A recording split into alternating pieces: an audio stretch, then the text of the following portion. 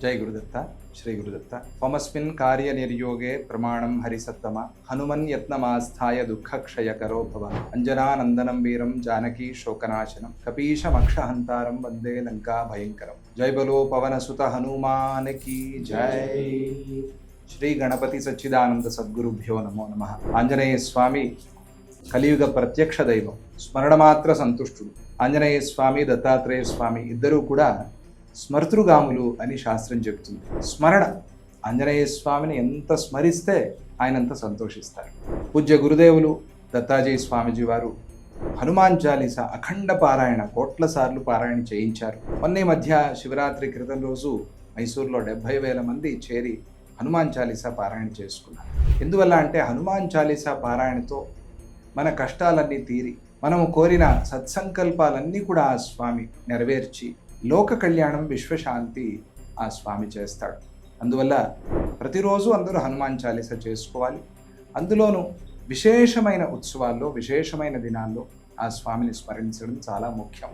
కనుక ఆంజనేయ స్వామి ప్రసన్నత కోసం, శ్రీరాముల వారి అనుగ్రహం కోసం చాలా విశేషంగా తిరుపతి అవధాని గారు వారి ఆధ్వర్యంలో, సుమన్ టీవీ వారి ఆధ్వర్యంలో 12వ తారీఖు లలిత కళాతోరణం భాగ్యనగరం హైదరాబాద్లో విశేషంగా నక్షత్రపూర్వక హనుమాన్ చాలీసా పారాయణం చేస్తున్నారు. 27 నక్షత్రాలు, అలాగే 28వ అభిజిన్ నక్షత్రం. ఈ అన్ని నక్షత్రాలు వారు కూడా ఆరోగ్యంగా, ఆనందంగా, సంతోషంగా ఉండాలి అనేటువంటి సంకల్పంతో 27 సార్లు, ప్రత్యేకంగా 28వ సారి హనుమాన్ చాలీసా పారాయణ సంకల్పం చేశారు. మీరందరూ కూడా భక్తులు వెళ్ళి అక్కడ ఆంజనేయ స్వామి కృప కోసం, శ్రీరాములు వారి అనుగ్రహం కోసం, గురు కృప కోసం హనుమాన్ చాలీసా పారాయణలో పాల్గొని హనుమాన్ చాలీసా పారాయణ చేసి ఆంజనేయ స్వామి కృపకి పాత్రులు కండి. ఇటువంటి కార్యక్రమాలు జరుగుతూ ఉంటే ఇది కేవలం మన స్వార్థం కోసం మాత్రమే కాదు, ఇది ధర్మం కోసం. సంఘటితంగా మనం కార్యక్రమం చేస్తే స్వామి చాలా ప్రసన్నుడవుతాడు, ఆనందిస్తాడు. అందరినీ కలపటం, అందరినీ చేర్చటం ఇదే పద్ధతి.